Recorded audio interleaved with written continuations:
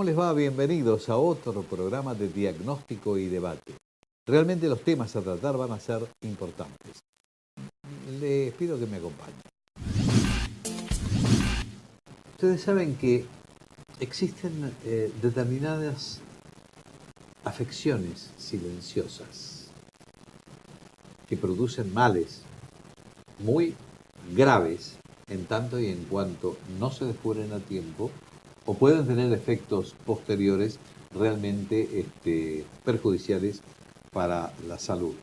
En este caso en particular estamos hablando de la salud de los ojos. Y uno de los males realmente trascendentes, de aquellos muy silenciosos, es el glaucoma.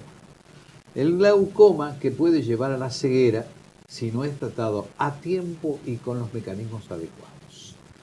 Entonces nosotros, que pretendemos por lo menos clarificar conceptos, ayudar, demostrar que existe un lado de la medicina donde necesariamente le debemos prestar atención, porque efectivamente contribuye después al bienestar general, entonces tenemos la necesidad de hablar de estos temas. Glaucoma es el tema de hoy y gentilmente el doctor Jorge Venosi, que es doctor en medicina y además docente de la cátedra de oftalmología en la Facultad de Medicina de Buenos Aires, nos permite a lo mejor abordar este concepto realmente con autoridad. Gracias por venir. Un gusto. ¿Qué es de lo que dije que es cierto o no es cierto? Me parece una apertura maravillosa, porque si hay algo que hace falta en esta patología llamada glaucoma es la información. Usted dijo correctamente que es una enfermedad silenciosa. No hay ninguna sintomatología en un paciente con glaucoma, salvo casos especiales que si tenemos el tiempo lo podemos abordar. Pero en general es una enfermedad que no da ningún aviso. Por lo tanto, es de una gran responsabilidad la información social y, por supuesto, el trabajo de los oftalmólogos y de los médicos en general. Es la segunda causa de ceguera en el mundo. Por lo tanto, vale la pena que nos tomemos el tiempo para hablar de esto y que la gente sepa que la presión de los ojos es uno de los signos, no síntoma, porque no es un síntoma, sino un signo, que el oftalmólogo debe examinar siempre. Y es lo que nosotros en Argentina, que nos hemos formado en esta maravillosa universidad de Buenos Aires y en otras universidades argentinas, sabemos perfectamente que a los pacientes hay que tomarles la presión, aunque vengan por una consulta de un anteojo. ¿Usted cree que todos sus colegas toman la presión? Yo creo que sí. Yo creo que sí. De hecho, en el ambiente universitario es una cosa que se enseña elementalmente y después todo oftalmólogo tiene en su gabinete la posibilidad de tomar la presión en los ojos. Necesariamente. Sí. ¿Cómo se manifiesta?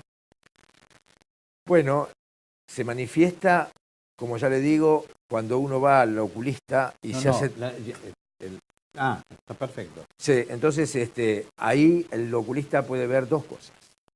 Lo más frecuente es que la presión del ojo esté elevada o que haya algún signo en el fondo del ojo.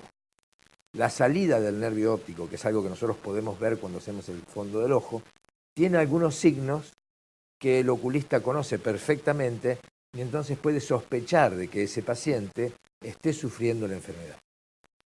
Entonces, el oculista lo que hace cuando sospecha que esa enfermedad está ocurriendo, ya sea porque tiene la presión alta o tiene el nervio óptico con alguna alteración anatómica, le pide estudios funcionales. ¿Qué significa estudios funcionales?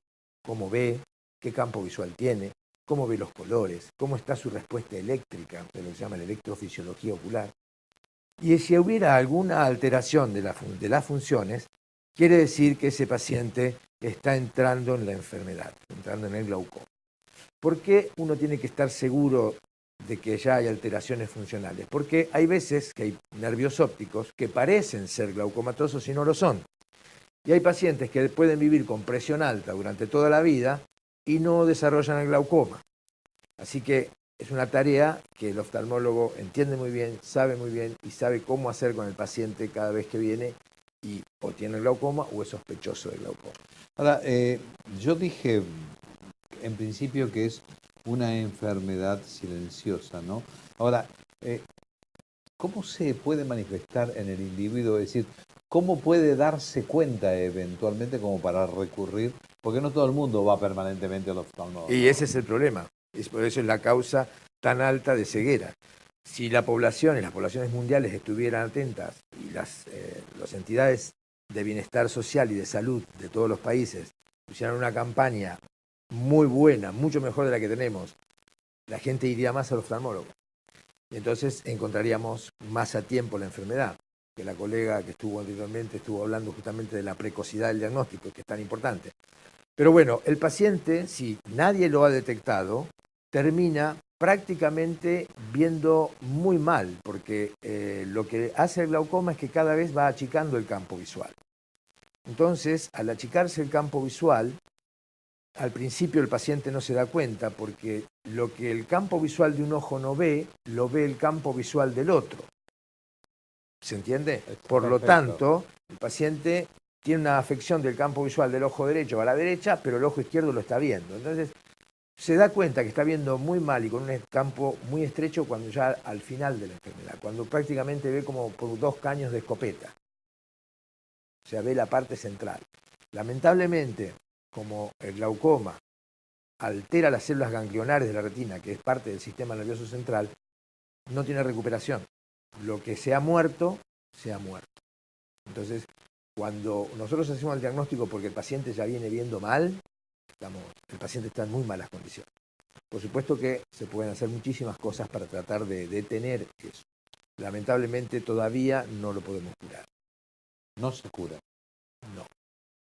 El glaucoma es una enfermedad que se viene estudiando hace muchísimos años, y en los últimos años, a pesar de la tecnología a la que tenemos al alcance de la mano los oftalmólogos, no podemos saber exactamente cuál es la causa. Sabemos cuáles son las células que se mueren, sabemos por qué se mueren, pero no sabemos por qué, llegado a un determinado momento de la vida, se desencadena el problema. Ahora pregunto, ¿y el láser, por ejemplo, que hacen un pequeño toque de láser y le abre el canal correspondiente? Maravilloso. No cura. No, porque simplemente eso baja la presión del ojo. Y bajar la presión del ojo no quiere decir que el ojo se vaya a curar. Porque el glaucoma, además de tener la presión alta, tiene un suicidio de células nerviosas. Se llama apoptosis celular en la retina. Y no sabemos por qué. Por eso es que cuando nosotros tenemos un paciente con glaucoma, hasta no seguirlo un determinado tiempo, no sabemos qué pronóstico tiene. Porque hay pacientes que afortunadamente no matan todas sus células. Y hay otros que sí. Y es independiente de la presión ocular que tengan. O sea, hay pacientes con altísima presión que nosotros se la bajamos con medicamentos muy fácilmente, con unas gotas, y el paciente se queda estable. Otros que también les bajamos, pero no se queda estable. ¿Por qué? Porque se mueren las células ganglionares. Y no tenemos nada contra eso. Se ha estudiado muchísimo. La industria ha desarrollado productos que dicen que son neuroprotectores, gotas neuroprotectoras. En mi experiencia y en la experiencia de mucha gente que hace glaucoma sabemos que eso no es así. Pero la evidencia está en que cuando un paciente tiene un glaucoma muy severo no se lo podemos curar. Podemos detener su avance, podemos ser paliativos en el tratamiento, pero si el paciente tiene una genética con un glaucoma muy severo, se va a quedar ciego. Vamos a hacer una pausa comercial y después vamos a hablar de las distintas modalidades del glaucoma. ¿Cómo no? Ya volvemos. Estamos hablando sobre uno de los temas realmente importantes en oftalmología, que tiene que ver con el glaucoma. Y gentilmente el doctor Jorge Benossi está explicándonos absolutamente todas las características de este mal, que según él es una de las causas más importantes de ceguera en el mundo. Entonces, creo que viene a cuento que clarifiquemos conceptos, que nos desasnemos en última instancia, como para saber cómo proceder, cómo manejarnos, ser preventivos. Y se me ocurre que así como cada 6 u 8 meses nos hacemos un chequeo general del aspecto del cuerpo, ¿por qué no también un chequeo general cada 6 a 8 meses con el oftalmólogo? ¿Qué le parece? Claro, perfecto. Sobre todo después de los 40 años. Después de los 40 años Hay uno de los glaucomas que es el más frecuente, que se llama glaucoma crónico simple, y es ahí donde aparece, entre los 40 y los 60 años. Entonces, en esos periodos, el control anual al oftalmólogo tiene que ser.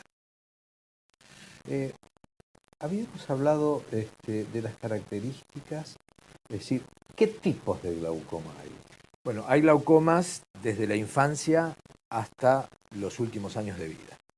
Los glaucomas en la infancia se deben a malformaciones congénitas. O sea, hay un lugar donde el líquido debe filtrarse en el ojo, los líquidos que se forman en el ojo tienen que salir y están rellenados por una sustancia mesodérmica, o sea, una parte del tejido que no se reabsorbió en el feto.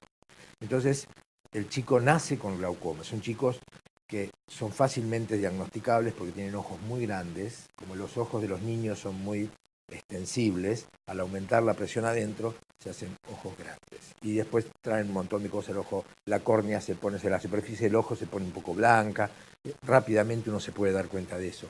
Y entonces es quirúrgico. Inmediatamente hay que retirar esos tejidos y hay que hacer unas cirugías filtrantes, o sea, es como destapar una bañadera o destapar una batea o una pileta. Usted me está hablando de esto y me está diciendo, entre líneas estoy viendo que a lo mejor puede ser hereditaria el glaucoma. Por supuesto, por supuesto. Todos los glaucomas tienen una base hereditaria, inclusive hasta los secundarios, ¿no? Que se llaman aquellos provocados por el corticoide. O sea, cuando nosotros usamos pacientes que usan corticoides en forma crónica, deben ser controladas la presión del ojo. Esa es mi tesis de doctorado, el glaucoma cortisónico experimental. O sea que los pacientes que cuando se les aplican corticoides durante largo tiempo hacen glaucoma, también tienen una carga genética. O sea que el glaucoma está ligado a la genética y a la familia, y nosotros cada vez que encontramos un paciente con glaucoma, revisamos a toda la familia, absolutamente toda la familia, porque es muy frecuente encontrar otros miembros de la familia que también tengan glaucoma.